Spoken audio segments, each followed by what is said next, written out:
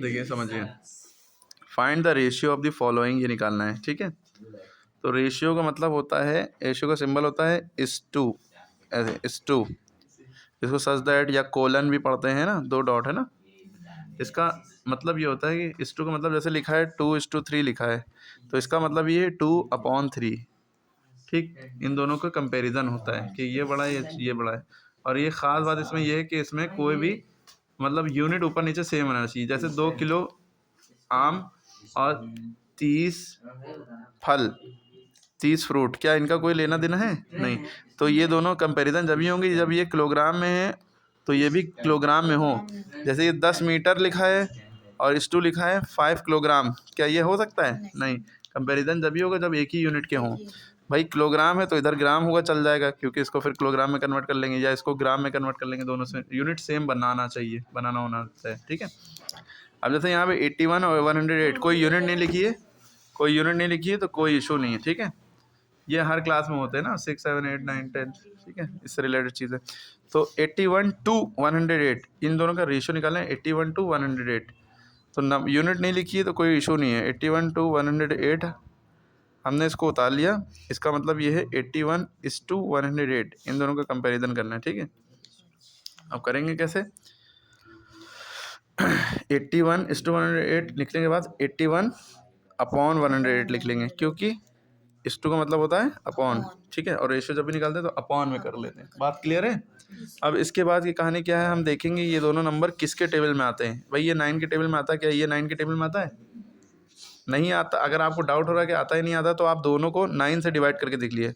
2 के टेबल में तो सोचना ही नहीं है, क्योंकि लास्ट में अगर 0, 1, 0, 2, 4, 6, 8 में से होगा तो ही 2 के टेबल में आएगा। हाँ, ये तो 2 के टेबल में आता है क्योंकि आखिरी में 8 है, लेकिन ये 2 के टेबल में नहीं आता। दोनों नंबर 2 के टेबल में आना चाहिए, तो 2 से नहीं आएगा। 3 के टेबल में दोनों आ सकते हैं, 2 के बाद 3 है। 3 से चेक करने की ट्रिक क्या है, जैसे 81 लिखा है तो 81 के बीच में प्लस लगा दिया, 8 और 1 कितने हो गए? 9। 9 3 के टेबल में आता है तो 81 भी 3 के टेबल में आता है। फिर 108 है, ठीक है, इन तीनों के बीच में प्लस लगा दो, 1 + 0 + 8 कितना हो गया? 1 + 0 1 ही रहा, +8 9। ये भी आता है 3 के टेबल में। ठीक, यानी ये दोनों नंबर 3 के टेबल में आते हैं। अब मान लिया कि आपको काटना नहीं आता है कि 3 से कैसे कटेगा, तो आप क्या करिए, 3 से दोनों को डिवाइड कर लिए, 3 से 81 को डिवाइड कर लिए और 3 से 108 को डिवाइड कर लिए। ठीक है, अब देखिए 3 से 81 को जब डिवाइड करेंगे तो क्या आएगा? 3 के टेबल में 8 आता है, नहीं आता, उससे कम 6 आता है।